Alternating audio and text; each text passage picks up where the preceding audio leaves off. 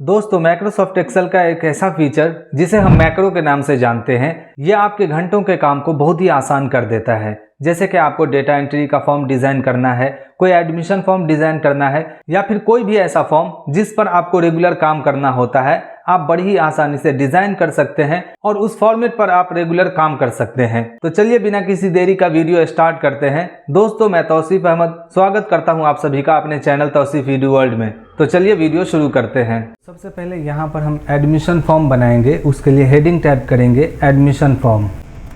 अब admission form के लिए जो भी डिटेल्स टाइप करेंगे उसका हेडिंग बना लेंगे, जैसे कि डेट, उसके बाद स्टूडेंट नेम, उसके बाद स्टूडेंट का डेट ऑफ बर्थ, उसके बाद स्टूडेंट का जेंडर टाइप करेंगे और यहाँ पर कोर्स। अब इसके कॉलम विड्थ को बढ़ा लेंगे और इधर वाला कॉलम विड्थ जो है इसको भी थोड़ा सा चौड़ा कर लेंगे।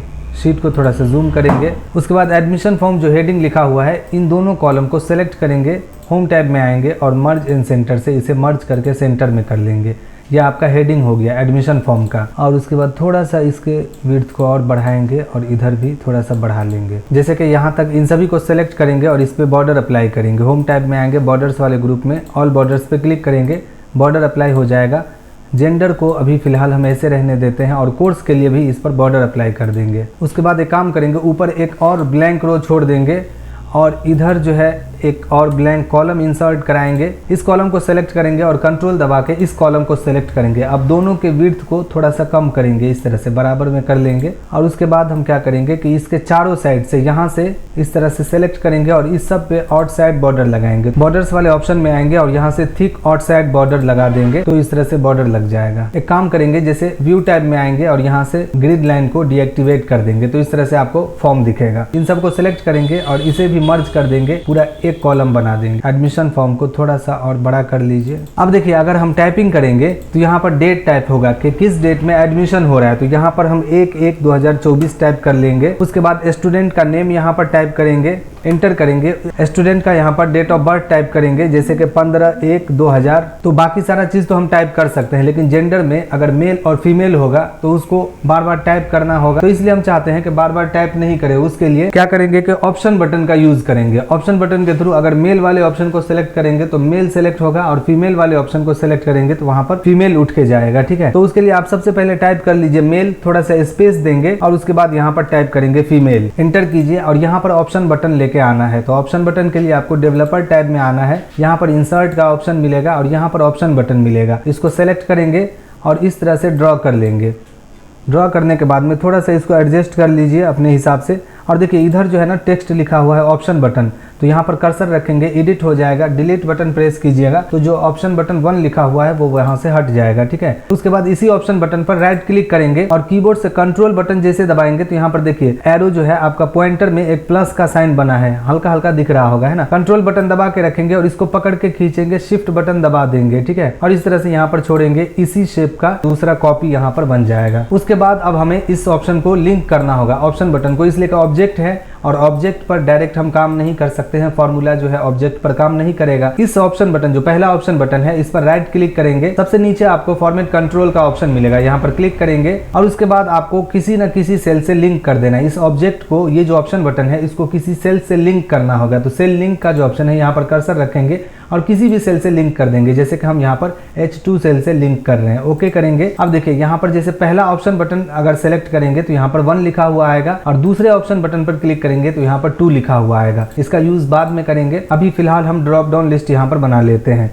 कोर्स के लिए ड्रॉप डाउन लिस्ट बनाना है तो उसके लिए डेटा टैब में आएंगे, यहाँ पर आपको डेटा वैलिडेशन मिलेगा, यहाँ से आपको लिस्ट को सेलेक्ट कर लेना है और यहाँ पर जितना भी कोर्स है उन सभी कोर्स को टाइप कर लेंगे, जैसे कि DCA कॉमा लगाएंगे, ADCA कॉमा लगाएंगे, DTP कॉमा लगा के फिर से टैली। जितना भी कोर्स होगा आप उन सभी कोर्स को कॉमा लगा के टाइप करेंगे, ओके करेंगे तो यहाँ पर ड्रॉप डाउन लिस्ट बन जाएगा। जो भी कोर्स आपको सेलेक्ट करना है यहाँ से सेलेक्ट कर सकते हैं। अब एक काम करेंगे, ऊपर जो हम एंट्री किए हैं जैसे डेट, स्टूडेंट नेम और डेट ऑफ बर्थ, इन तीनों एंट्री को सिलेक्ट करेंगे और कीबोर्ड से कंट्रोल बटन दबा के रखेंगे और कोर्स वाले एंट्री को भी, कोर्स को भी सिलेक्ट करेंगे। होम टैब में आएंगे और इन सभी को राइट अलाइनमेंट दे देंगे और उसके बाद यहाँ पर आपको इंक्रीज इंडेंट का ऑप्शन मिलेगा, इस पर क्लिक करेंगे, थोड़ा सा इंक्रीज कर देंगे इंडेंट को। अब एक काम करना है कि ये जो रेंज है जहाँ पर हम एंट्री करेंगे या फिर जहाँ पर हेडिंग टाइप किया हुआ है इन सभी को एक साथ सेलेक्ट करना है होम टैब में आएंगे और यहाँ पर कोई कलर अप्लाई कर देंगे। जैसे कि यहाँ पर फिल कलर का ऑप्शन है, इसके डाउन एरो पर क्लिक करेंगे और कोई भी हल्का सा कलर इस पर अप्लाई कर देंगे। अब उसके बाद इसी तरह से सेलेक्ट रहने देंगे, इस पर कंडीशनल फॉर्मेटिंग लगाना है। तो फिर से होम टैब में आएंगे, कंडीशनल फॉर्मेटिंग वाले ऑप्शन पे क्लिक करेंगे, यहाँ पर न्यू रूल्स पे क्लिक करेंगे। उसके बाद दूसरे नंबर पर जो ऑप्शन है format only cells that contain, इस वाले ऑप्शन पर क्लिक करना है। यहाँ पर आपको एक ऑप्शन मिलेगा फॉर्मेट ओनली सेल विथ, यहाँ पर जहाँ पर सेल वैल्यू सेलेक्ट किया हुआ है इसके डाउन एरो पर क्लिक करेंगे। उसके बाद नो ब्लैंक्स वाले ऑप्शन पे क्लिक करेंगे। अगर ये जो रेंज है, जो रेंज हम सेलेक्ट किए हैं, ये रेंज अगर ब्लैंक नहीं होगा तब क्या करना है, उसके लिए फॉर्मेट बटन पर क्लिक कीजिए और फिल कलर में आएंगे और यहाँ से व्हाइट कलर फिल करा देंगे। जैसे ओके करेंगे आप देखेंगे कि जब हम एंट्री करके रखेंगे तो यहाँ पर व्हाइट कलर फिल रहेगा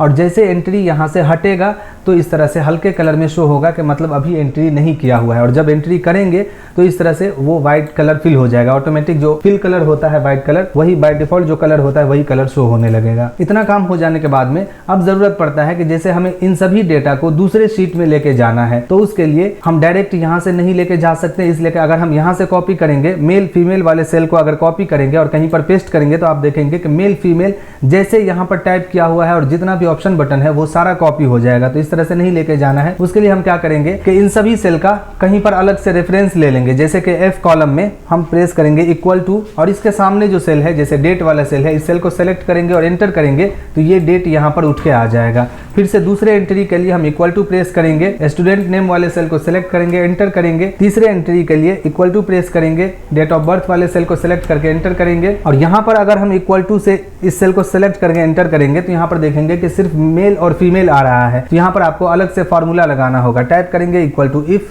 ब्रैकेट ओपन करेंगे, लॉजिकल टेस्ट में हम इस सेल को सेलेक्ट करेंगे, इसलिए कि जो ऑब्जेक्ट है, जो ऑप्शन बटन है वो इस सेल से लिंक किया हुआ है। चेक करना है कि अगर H2 में 1 होगा तो हमें क्या चाहिए, मेल, इसलिए कि पहला ऑप्शन बटन मेल के लिए हम यूज कर रहे हैं, कॉमा। अदरवाइज अगर 1 नहीं होगा तो 2 होगा, तो 2 के लिए हम यहाँ पर डबल कोट्स में फीमेल टाइप करेंगे, ब्रैकेट क्लोज, एंटर करेंगे। अब यहाँ से ऑप्शन बटन जैसे ही हम सेलेक्ट करेंगे तो उसी तरह से आपको मेल और फीमेल मिलेगा। जैसे कि ऑप्शन बटन 1 सेलेक्ट करेंगे तो यहाँ पर मेल आ जाएगा, ऑप्शन बटन 2 को सेलेक्ट करेंगे तो फीमेल आएगा। फिर से इक्वल टू प्रेस कीजिए और यहाँ से कोर्स वाले सेल को सिलेक्ट करके एंटर करेंगे तो यहाँ पर कोर्स भी आ जाएगा। तो इस तरह से हम इन सभी डेटा को किसी दूसरे शीट में लेके जा सकते हैं। अब देखिए कुछ और काम करना है। जैसे कि हम चाहते हैं कि यहाँ पर जो सेव वाला बटन होगा या फिर इंसर्ट वाला बटन बनाएंगे, उस बटन का भी कलर चेंज होना चाहिए। अगर हम यहाँ से नॉर्मल शेप इंसर्ट कराते हैं तो उस पर हम कलर चेंज नहीं कर सकते। जैसे कि अगर डेटा पूरा एंटर नहीं किया हुआ है तो किसी दूसरे कलर में शो हो, और डेटा पूरा एंटर हो जाए तो किसी और कलर में शो हो, तो उसके लिए कुछ और काम करना होगा। जैसे कि हम यहाँ पर फॉर्मूला टाइप करेंगे इक्वल टू इफ के साथ में और लगाएंगे, और के साथ में हम इन सभी सेल का लॉजिकल टेस्ट करेंगे। तो सबसे पहले आपको बता देते हैं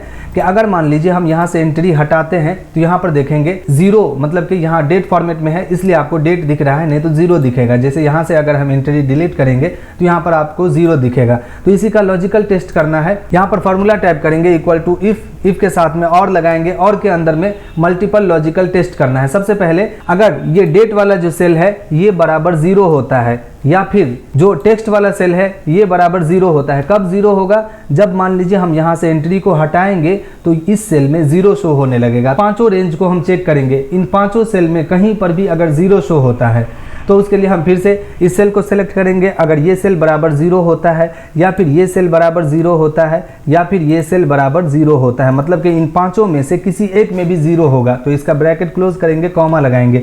अब कह रहा है वैल्यू इफ ट्रू, अगर इन पांचों में से किसी एक में भी 0 हो गया तो हम यहाँ पर ब्लैंक रखेंगे। उसके लिए 2 बार डबल कोट्स लगाएंगे, कॉमा लगाएंगे।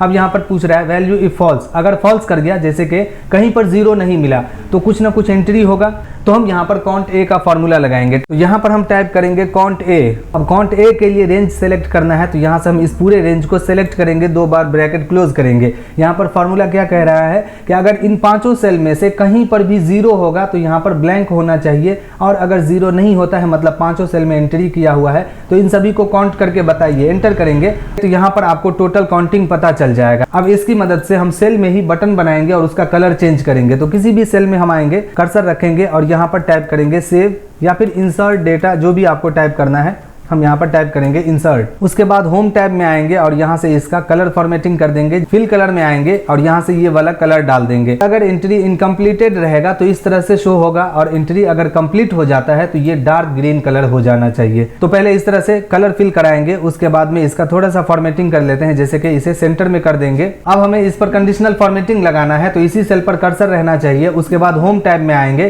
कंडीशनल फॉर्मेटिंग में आएंगे और यहाँ से न्यू रूल्स वाले ऑप्शन पे क्लिक करेंगे। उसके बाद यहाँ पर हमें आना है use a formula to determine which cells to format, यहाँ पर क्लिक करेंगे, यहाँ पर टाइप करेंगे इक्वल टू और इस सेल को सिलेक्ट करेंगे जहाँ पर आपको इन सभी सेल का आउटपुट मिल रहा है। काउंटिंग करके यहाँ पर जो आपको रिजल्ट दिखाया जा रहा है इस सेल को सिलेक्ट करेंगे और हम कहेंगे कि अगर ये सेल बराबर 5 होता है, 5 कब होगा, जब यहाँ पर पांचों एंट्री कंप्लीट रहेगा तो यहाँ पर 5 दिखाएगा, और अगर कोई एक भी एंट्री कंप्लीट नहीं रहेगा तो यहाँ पर 0 आ जाएगा और इसका मतलब ये सेल ब्लैंक हो जाएगा। तो हम कह रहे हैं कि अगर यहाँ पर 5 आता है मतलब कि ये पांचों एंट्री कंप्लीट है तो यहाँ पर 5 आएगा। अगर ऐसा होता है तो फॉर्मेट वाले बटन पे क्लिक करेंगे और उसके बाद हम यहाँ से फिल कलर में आएंगे और यहाँ से डार्क ग्रीन कलर फिल कराना है तो यहाँ पर मोर कलर्स वाले ऑप्शन पे क्लिक करेंगे। स्टैंडर्ड में आएंगे और यहाँ से डार्क ग्रीन कलर फिल कराएंगे, ओके करेंगे। उसके बाद फॉन्ट वाले ऑप्शन में आएंगे और यहाँ से हम फॉन्ट कलर को व्हाइट कर देंगे और इसे बोल्ड कर देंगे। अब जैसे ओके करेंगे आप देखेंगे कि ऑटोमेटिक इस शेप का कलर चेंज हो जाएगा। अगर हम यहाँ से कोई एंट्री हटाते हैं तो ये पहले के तरह हल्के कलर में शो होगा और यहाँ पर जैसे एंट्री कंप्लीट होगा तो डार्क ग्रीन कलर इसमें ऑटोमेटिक फिल हो जाएगा। लेकिन ये तो सेल में टाइप किया हुआ है तो सेल पर हम मैक्रो को असाइन नहीं कर सकते हैं। यहाँ पर आप राइट क्लिक करेंगे तो देखेंगे कि कहीं भी असाइन मैक्रो का ऑप्शन नहीं मिलता है, तो इसे आपको ऑब्जेक्ट में कन्वर्ट करना होगा, पिक्चर में। तो इसी सेल को सिलेक्ट रहने देंगे, कंट्रोल सी से कॉपी करेंगे और कहीं पर भी ऊपर नीचे आपको माउस का राइट क्लिक करना है। यहाँ पर पेस्ट स्पेशल का ऑप्शन मिलेगा, यहाँ पर जो एरो दिख रहा है राइट एरो, यहाँ पर कर्सर लेके जाएंगे और नीचे आएंगे तो सबसे लास्ट में यहाँ पर आपको लिंक पिक्चर का ऑप्शन मिलेगा। इस पर क्लिक करेंगे तो इसी का एक कॉपी डुप्लीकेट बन जाएगा और ये ऑब्जेक्ट बन गया, ये आपका पिक्चर में कन्वर्ट हो गया है। अब हम इस पर आसानी से मैक्रो को असाइन कर सकते हैं और यहाँ पर जो हम इंसर्ट टाइप किए हुए हैं सेल के अंदर में, इस सेल को कंट्रोल एक्स से कट करेंगे और नीचे आ जाएंगे और कहीं पर भी कंट्रोल वी से पेस्ट कर देंगे ताकि रेफरेंस तो इसी सेल का लेगा, तो नीचे में कहीं पर भी लाके छोड़ देना है। और इस बटन को आपको रिसाइज करना है, जो भी फॉर्मेट करना है आप इस तरह से फॉर्मेटिंग करके सेट कर सकते हैं। अब हमें इन सभी एंट्री को किसी दूसरे पेज में लेके जाना है, दूसरे शीट में लेके जाना है। तो सबसे पहले इन सभी हेडिंग को हमें कॉपी करना होगा, इसलिए कि हेडिंग तो हमें वहां पर भी टाइप करना है। तो इन सभी हेडिंग को इस तरह से सिलेक्ट करेंगे, कंट्रोल सी से कॉपी करेंगे, यहाँ से एक नया शीट इंसर्ट कराएंगे प्लस वाले आइकन से और यहाँ पर कंट्रोल अल्ट के साथ में वी प्रेस करेंगे। यहाँ पर ट्रांसपोज का ऑप्शन मिलेगा, इसको टिक करेंगे और जैसे ओके करेंगे तो आपका जो भी हेडिंग है वो सारा कॉलम वाइज ऑटोमेटिक एडजस्ट हो जाएगा। इसको इस तरह से सेट कर लीजिए और इस हेडिंग को बोल्ड कर देंगे। इतना कर लेने के बाद में आपको एक और शीट इंसर्ट कराना है, इसलिए जब हम डेटा को यहाँ से कॉपी करेंगे तो सीधा शीट 2 में नहीं जाएंगे, उसके लिए अगले शीट में जाना होगा। तो पहले हम एक शीट इंसर्ट करा लेते हैं और उसके बाद अब हमें यहाँ से मैक्रो को रिकॉर्ड करना है। तो उसके लिए हम डेवलपर टैब में आएंगे, रिकॉर्ड मैक्रो वाले ऑप्शन पे क्लिक करेंगे। यहाँ पर जो भी नाम आ रहा है जैसे कि मैक्रो 1 तो इसे ऐसे ही रहने देंगे, ओके करेंगे। अब हमारा रिकॉर्डिंग स्टार्ट हो गया। यहाँ पर आपको बटन दिख रहा होगा या फिर आप डेवलपर टैब में आएंगे तो यहाँ पर भी दिखेगा स्टॉप रिकॉर्डिंग। अब हमें इन सभी डिटेल्स को यहाँ पर जो शो हो रहा है इन सभी डिटेल्स को इस तरह से सेलेक्ट करना है। कीबोर्ड से कंट्रोल सी से इसे कॉपी करेंगे और वैसे तो इस डेटा को लेके जाना है शीट 2 में, लेकिन हम सीधा शीट 3 में आएंगे और यहाँ पर पहले सेल में कर्सर रखेंगे और कीबोर्ड से कंट्रोल अल्ट के साथ में वी प्रेस करेंगे। अब सबसे पहले हमें इस रिकॉर्ड को वैल्यूज में कन्वर्ट करना होगा, इसलिए कि ये जो है किसी न किसी सेल का रेफरेंस लेके डेटा शो कर रहा है, तो इसको हमें वैल्यू में कन्वर्ट करना होगा। और दूसरा हमें कॉलम वाइज इसको एडजस्ट करना है, कॉलम वाइज इंसर्ट कराना है। तो ट्रांसपोज वाले ऑप्शन को टिक करेंगे और जैसे ओके करेंगे तो आप देखेंगे कि यहाँ पर वो सारा डेटा इंसर्ट हो गया है। उसके बाद जितना भी फॉर्मेटिंग करना है हम यहाँ पर इन सभी डेटा का फॉर्मेट कर लेंगे, जैसे कि ये जो डेट है और यहाँ पर जो डेट ऑफ बर्थ है, इन दोनों सेल को हम सेलेक्ट करेंगे। तो पहले सेल को सेलेक्ट करेंगे, कंट्रोल दबा के दूसरे सेल को सेलेक्ट करेंगे, होम टैब में आएंगे और यहाँ से जनरल के जगह शॉर्ट डेट को सेलेक्ट करेंगे। तो इस तरह से डेट का फॉर्मेट सही हो जाएगा। उसके बाद इन सभी सेल को इस तरह से सेलेक्ट करेंगे, होम टैब में आएंगे, इन सभी को सेंटर में करेंगे, यहाँ से बॉर्डर अप्लाई करेंगे। अब हमें यहाँ से इस डेटा को कॉपी करना है, तो कंट्रोल सी से कॉपी करेंगे, शीट 2 में आएंगे और जहां पर पेस्ट करना है, जैसे कि यहाँ पर पेस्ट करना है तो कर्सर यहाँ पर रखेंगे और कीबोर्ड से कंट्रोल वी से सिंपल इसे पेस्ट कर देंगे। अब हमें क्या करना है कि इस रो को सिलेक्ट करना है, जहां पर हम डेटा पेस्ट किए हैं उसी रो को हम यहाँ से सेलेक्ट करेंगे। तो इस रो पे कर्सर रखेंगे, राइट एरो बनेगा, एक बार क्लिक करेंगे और उसके बाद कीबोर्ड से कंट्रोल के साथ प्लस बटन दबाना है। कंट्रोल प्लस जैसे ही दबाएंगे तो ऊपर में एक ब्लैंक रो इंसर्ट हो जाएगा। कर्सर को पहले सेल में रहने देंगे, उसके उसके बाद शीट 1 में आएंगे और यहाँ से इन तीनों रिकॉर्ड को इस तरह से सिलेक्ट करेंगे और कीबोर्ड से कंट्रोल बटन दबा के रखेंगे और कोर्स वाले इस सेल को सिलेक्ट करेंगे। जेंडर वाले सेल को ऐसे ही रहने देंगे और कीबोर्ड से डिलीट बटन प्रेस करेंगे, इसे डिलीट कर देंगे और कर्सर को पहले सेल में ले जाके छोड़ देंगे। इतना कर लेने के बाद में रिकॉर्डिंग को स्टॉप कर लेना है, तो डेवलपर टैब में आएंगे, स्टॉप रिकॉर्डिंग पे क्लिक करेंगे। उसके बाद यहाँ पर जो आपको डेटा दिख रहा है इन सभी डेटा को हाइड कर देंगे। तो हम इस तरह से इस पूरे रेंज को सिलेक्ट करेंगे। उसके बाद कीबोर्ड से कंट्रोल के साथ 1 बटन प्रेस करेंगे, यहाँ पर कस्टम में आना है। कस्टम के बाद जो है यहाँ पर आपको जनरल दिख रहा है, जनरल को हटा के 3 बार सेमी कॉलन प्रेस करेंगे और जैसे ओके करेंगे तो जितना भी टेक्स्ट यहाँ पर दिख रहा था वो सब हाइड हो जाएगा। अब इंसर्ट का बटन बनाए हैं, शेप बनाए हैं, इस शेप पर माउस का राइट क्लिक करेंगे, यहाँ पर आपको असाइन मैक्रो का ऑप्शन मिलेगा, यहाँ पर क्लिक करेंगे। उसके बाद मैक्रो 1 को सिलेक्ट करेंगे और ओके करेंगे तो इस पर मैक्रो असाइन हो गया है। अब हम यहाँ पर एक एंट्री करके देख लेते हैं, जैसे कि 1/1/2025 में एक एडमिशन हुआ है जिसमें नाम है Pinky Kumari, date of birth 1/1/2002, gender select करेंगे और यहाँ से कोर्स को सिलेक्ट करेंगे। जैसे ही पूरा एंट्री कंप्लीट होगा आप देखेंगे कि बटन का कलर चेंज हो जाएगा। अब इस इंसर्ट वाले बटन पे जैसे ही क्लिक करेंगे आप देखेंगे कि कुछ ही सेकंड में डेटा आपका ऑटोमेटिक दूसरे शीट में इंसर्ट हो जाएगा और जितना भी करंट रिकॉर्ड होगा, करंट एंट्री होगा वो ऊपर आएगा और प्रीवियस एंट्री जो होगा वो नीचे चला जाएगा। तो एक और एंट्री करके देख लेते हैं और उसके बाद इंसर्ट बटन पे जैसे ही क्लिक करेंगे आपका डेटा ऑटोमेटिक शीट 2 में जाके इंसर्ट हो जाएगा। तो जितना भी करंट एंट्री होगा वो सारा ऊपर आएगा, प्रीवियस वाला सबसे नीचे चला जाएगा। तो इस तरह से आप मैक्रो रिकॉर्डिंग के थ्रू जो है एडमिशन फॉर्म बना सकते हैं। अगर आप चाहें इससे बढ़िया और इससे और अच्छा फॉर्म बनाना चाहें, डिज़ाइन करना चाहें तो वो भी कर सकते हैं। तो दोस्तों आज के लिए बस इतना ही। उम्मीद है कि वीडियो अच्छा लगा होगा। अगर अच्छा लगा हो तो प्लीज़ वीडियो को लाइक करके ज़्यादा से ज़्यादा शेयर कीजिए। दोस्तों अगर आप चैनल पर नए हैं तो चैनल को सब्सक्राइब करके बेल आइकन को प्रेस कर लीजिए। तो मिलते हैं फिर से नेक्स्ट वीडियो में, तब तक के लिए धन्यवाद।